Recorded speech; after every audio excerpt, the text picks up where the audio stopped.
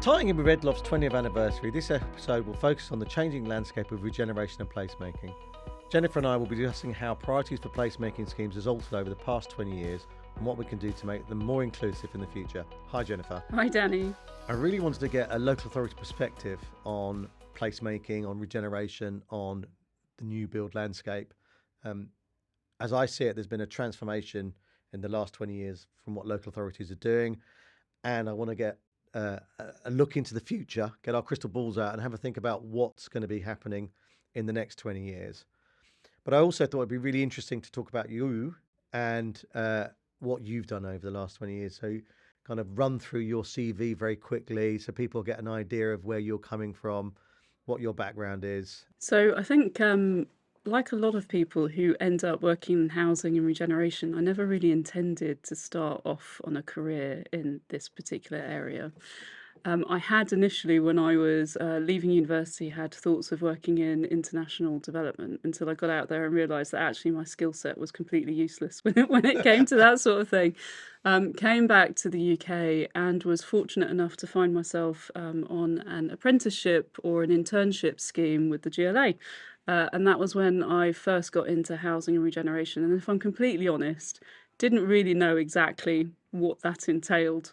It's not really a career path that people talk about when you're at school. It's not really something that very many people grow up thinking they want to end up doing for their future career. What I've seen over the last 20, 30 years is that transformation of housing associations from small organisations that delivered a few homes to the massive organisations they are now, where they're 100,000 homes and huge £1 billion organisations, and the likes of L&Q would be on the FTSE 100 now. I mean, I think they like to say that they are, and well, they're bigger than Sainsbury's, which gives you an idea of the scale of organisations that they are. But we still have a huge demand for social housing, and the changes in the HRA means that local authorities are now stepping into that space and starting to directly deliver new homes. And so part of what I want to talk to you today is about how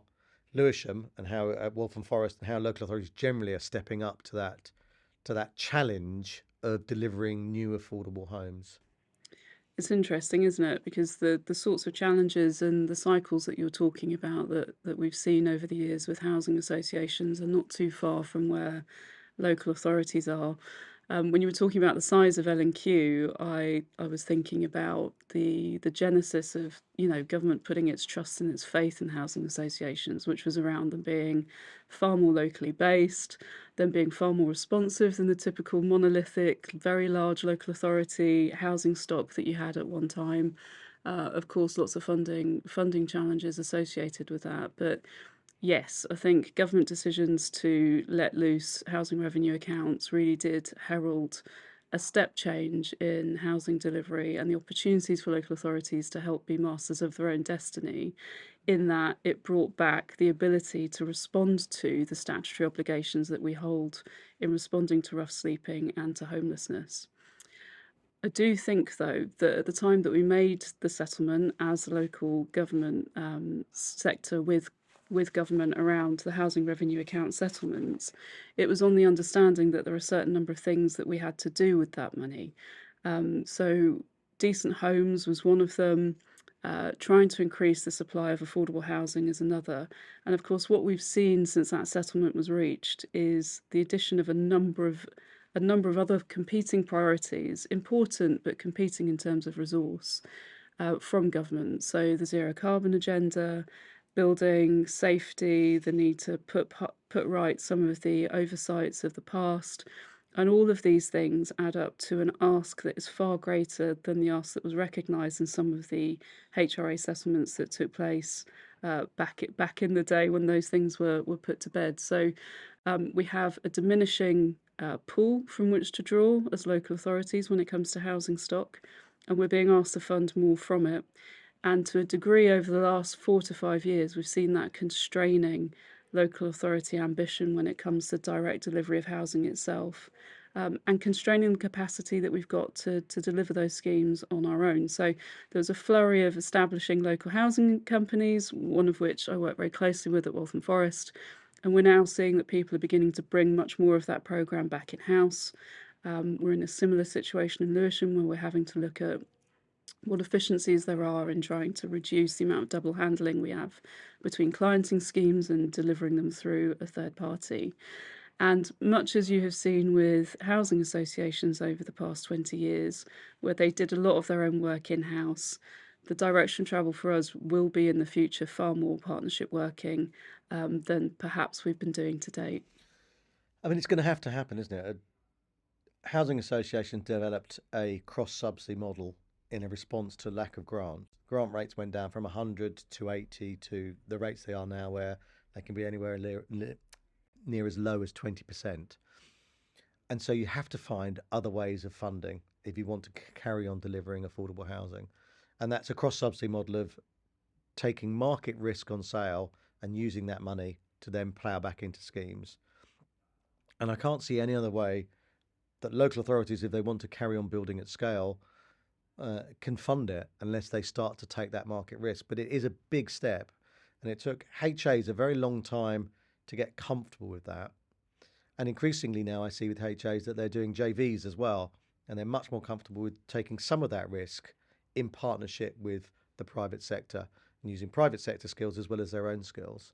And it was something that was touched on at the Future of London conference this week, was about collaboration. And I just wondered, is that something that Lewisham is looking at? Is that something that other local authorities you're talking to? Is that a way that you see of moving forward? Is that collaboration, JV approach that HAs have been doing for quite some time now? Yeah, so I would say that Lewisham has been collaborating with partners as part of the Building for Lewisham programme. So over the last 4 years, I think we brought forward 1,200 homes, and that was a combination of direct delivery through our Almo, Lewisham Homes, but also partnership working with the likes of Peabody and other housing associations with a presence within the borough, including Phoenix Housing. So the benefits of working in that way are that you pursue a number of different avenues to bring forward affordable homes because there are never enough. And I'd want to come back to that actually in terms of the increasing demand for affordable housing when it comes to looking at mixed delivery models. But you also make, as you say, the best use of other people's capacity and expertise. And as everybody's resources in housing begin to diminish when it comes to the ability to borrow to fund development, as they are trying to fix some of the issues that we need to fix with our stock, that kind of collaboration becomes increasingly important. And of course, when it comes to reducing the costs of delivery, the ability to pull together parcels of land with others who have an interest in areas adjacent to yours makes packages more attractive and slightly more straightforward to deliver over the long term, and helps in terms of that broader placemaking piece. One of the one of the key things for local authorities, I always think, is that they should be operating where the private sector doesn't want to operate, and setting an environment where the private sector wants to come back in. And I always think that the role of central and local government is intervene where the market won't, and to get things moving again and helping that. And so, what projects are you looking at the moment where you're doing that? We've got a mixed approach actually. So financial constraints mean that we'll be focusing far more on regeneration projects because you're doing two things at the same time there. You've got the opportunity to improve existing stock, but you've also got the opportunity to increase density, introduce some different tenures to help with cross subsidy. Those are the more residential led schemes. We do have some very ambitious placemaking programs around Catford and the Catford framework. So that is a piece of master planning that the local authority led as a placemaking organisation, and will also wear a number of hats throughout the lifetime of the delivery of that project. So if you were to look at all of the different facets that touch the council there, we're a landlord there, we will be the planning authority there, we're the people who've done the master planning for it. We're also trying to pull together funding packages, but we will be going out to market to talk to private sector partners around how exactly we deliver that. We expect that that project will take decades to complete, and that's not something that we have the financial capability to deliver on our own. in addition to all of the transport improvements that will need to sit alongside that. You're going to move the road again. We are going to move the road, yes. That moving that road has been going on forever, I think.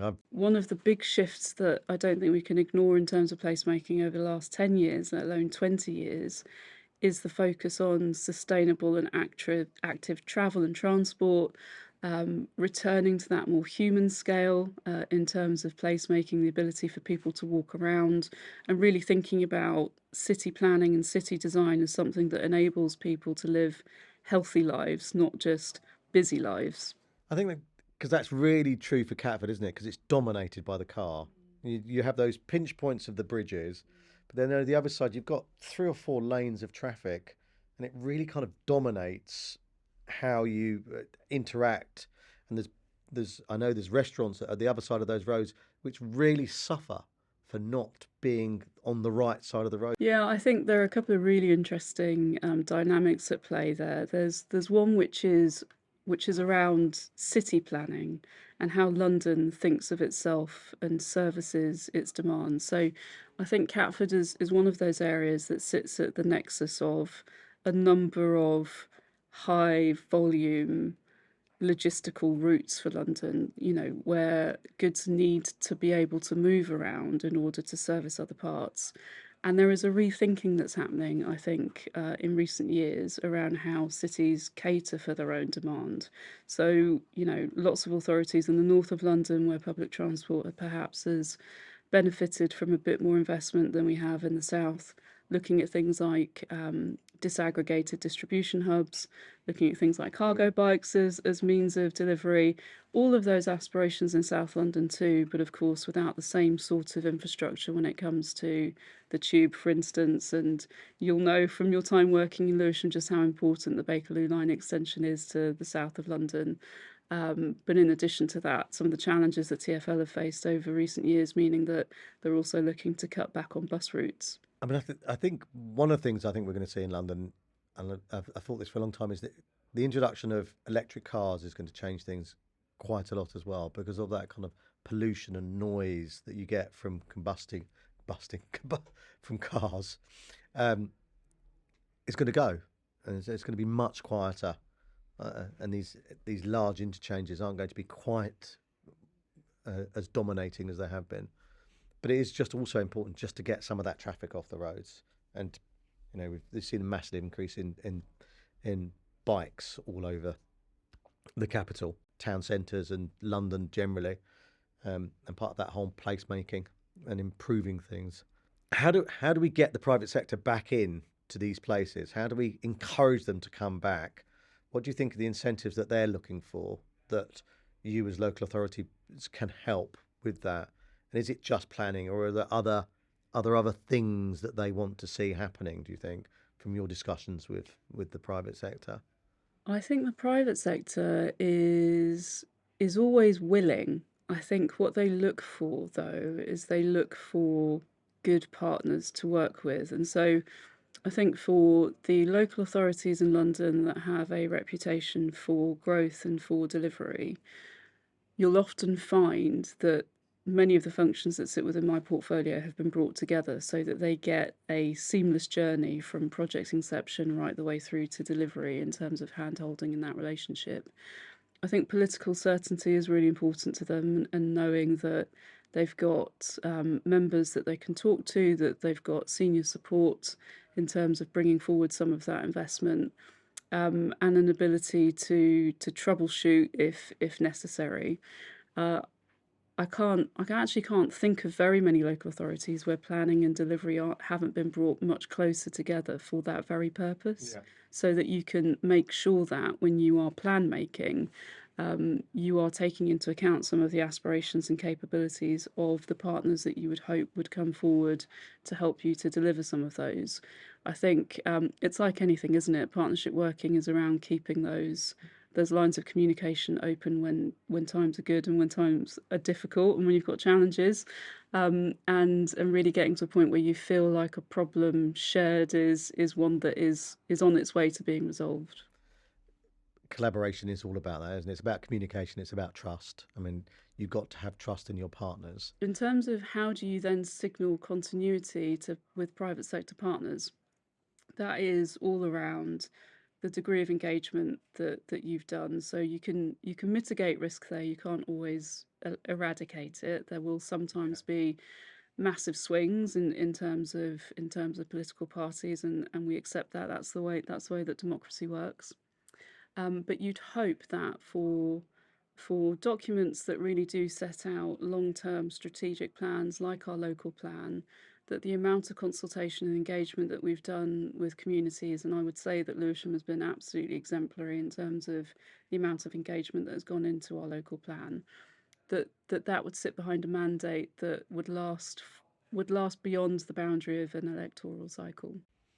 So it's that back to that key thing about getting the local plan right and getting the buy-in from people into that local plan.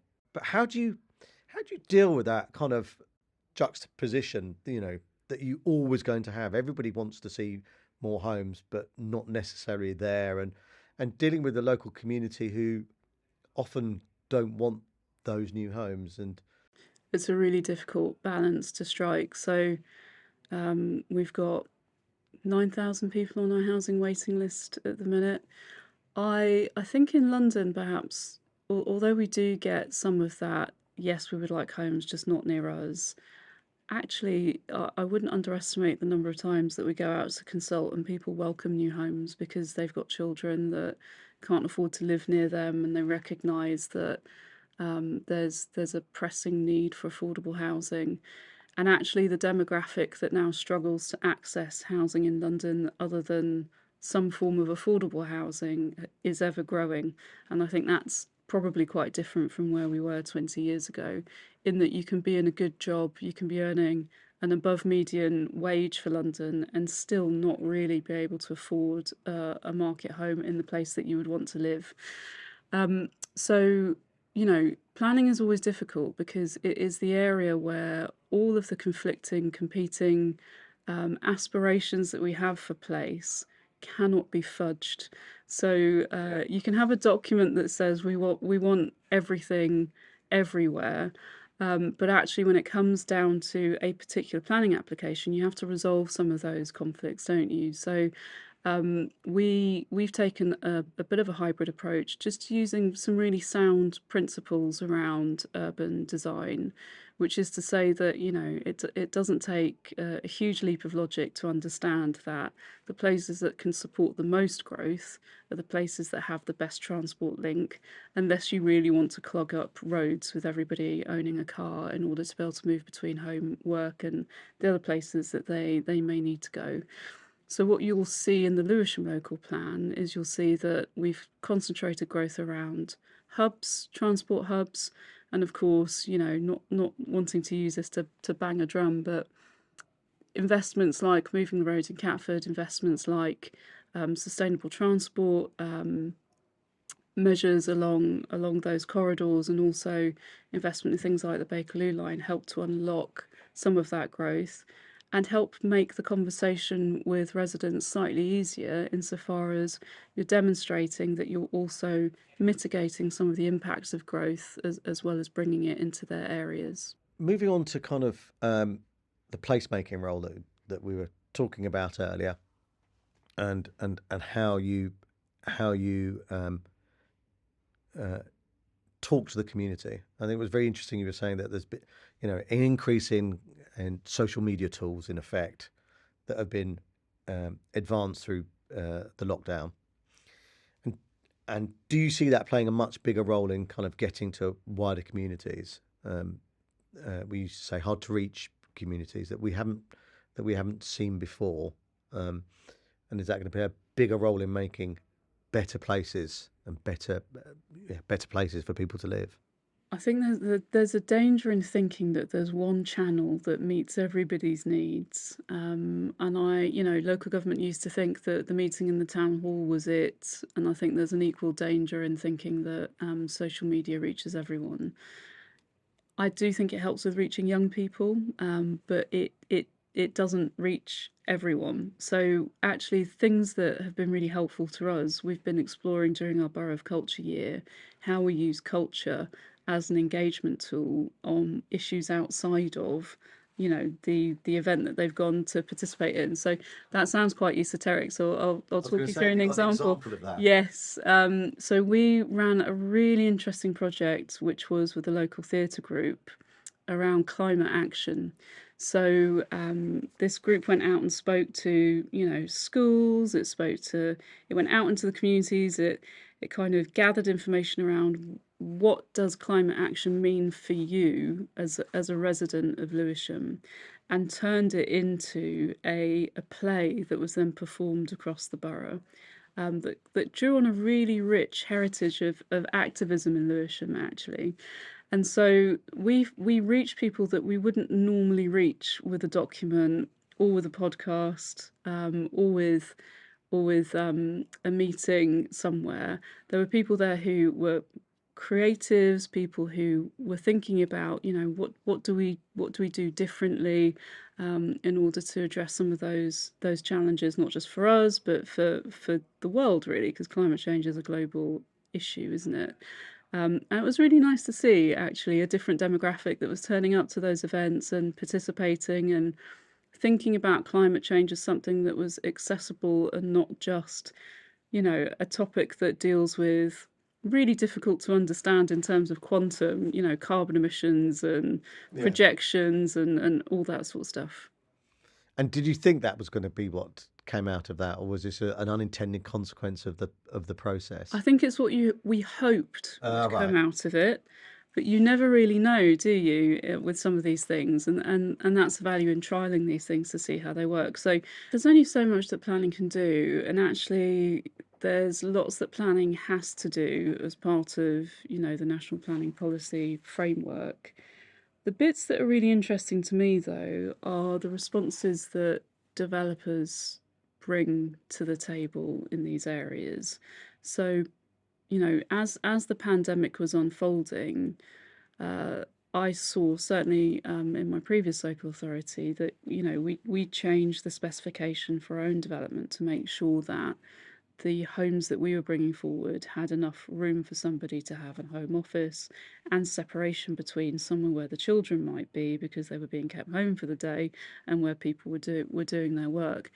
And part of that was around making sure that, the local authority product remained competitive. But we weren't the only ones. Lots of developers were also coming up with other innovations. Shared workspace at the ground floor was another thing that started to pop up all over the place. The importance of local amenity, private amenity was really kind of ramped up. Um, and I guess there's something also around, to your point around learning from the past. You talked about blocks from the 60s and 70s. That kind of era of mass housing took its inspiration from the successful delivery of some estates in continental Europe that didn't have the life value engineered out of them. So there's something around understanding the value and the design that you have in front of you and keeping the things that make it a design that will stand the test of time, as opposed to needing to be, demolished, which is such a waste of resource, and a poor environmental impact after 40 to 50 years. Yeah, so we see that all the time, don't we? You take certain elements of it, but don't take the whole concept, and then wonder why it doesn't work. And you think, oh, but it should. But I mean, of course, it won't, because you have to take it in its totality, don't you? And so it is learning from that whole thing. I always think about kind of Corbusier's designs, and then no one having the big park. Yeah. So you've got this real high density scheme without any of the park in it, and that was the whole point, was that you had more park because you had high density. And building on the edges. But even more recently than that, district energy networks. So we kind of took the idea from Scandinavia, and then had our own far less exacting insulation standards for those heat networks. So lots of heat dissipated on route to homes, and lots of homeowners having to pay for the cost of that heat disappearing into the air. Yeah, no, I was doing a scheme where we were losing about 50% before it even got to the home, which makes it really expensive. And you're guaranteeing the price as well. And so it made it very, very difficult to make it successful. and we should have had better insulation and loads of things that we should have done that weren't done to make it successful. Yeah, and I guess a perennial challenge in placemaking, when it's all well and good to have a fantastic plan, but then you need to kind of get into the detail and the delivery of it. And the devil is always in the detail, isn't it? Do you see any big changes happening? Particularly with the role of local authorities in delivering great places? I can tell you what I'd like to see. Yeah. Yeah, so I would hope that in 20 years' time we have really minimised the need for private transport. If you think about the car and everything associated with owning a car, I'd hope that that's gone far more down the same route that lots of other gadgets and gizmos have gone down, which is, why would you spend a significant amount of your salary on owning a metal box that you use maybe 2 to 3 hours a day if you have a very long commute, and then just sits with nobody using it, taking up space in a car park, or taking up space on your front garden, or taking up space in a basement, when in fact you could just, building on the sort of point of use models that we've got with Uber, you could just, order up a car, an autonomous vehicle turns up, takes you to where you want to go, drops you off, and then goes and does something else for somebody else. So opening up some of those arterial roads, being able to green them, all of that sort of stuff, I would hope would be much better embedded within the built environment. The car is going to environment. go the way of the record. It's because my kids now have no concept of what a record is. Or books, that's the other one, isn't it? Yeah, it's what's a record? CDs, they're not even, Yeah. What's even that? Everything's streamed. The idea of having music is it's just beamed onto their phone. Yeah, the way of Blockbuster. Why have a specific place where you have to go to get the thing when you can just... Yes, because the car is about that function and service that you want, which is taking you from A to B. I suppose what we've ended up doing is fetishizing them, haven't we? So, and that's done so that we can sell more of them. Yeah. So product differentiation of something that actually is just about getting you from A to B. Yeah.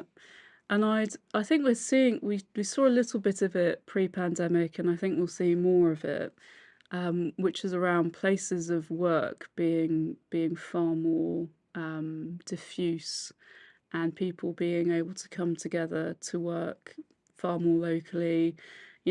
To my mind, and I've said this to lots of our partners, there's no reason in my mind why people who work for the council, who are working for a public good, can't use any other public building to touch down and have that workspace for. And it is around getting some of the models for bringing forward that sort of development, right? So we've got lots of shared workspaces now, haven't we? But can we not retrofit that model to the workspaces that we've already got to turn them into something that's a bit more flexible, and use up some of the space that we put forward for offices for something else? I think that's an idea that this time has got to have come, hasn't it? Kind of coming to the end now. So I'd just like to thank you for joining me on this podcast today. I think it's been a fascinating talk around local authorities' approach and what they're going to be doing, and a look into the next 20 years. And thank you very much, Jennifer. Well, thanks for having me, Danny. Pleasure to be here. Oh, it's been great. Thank you.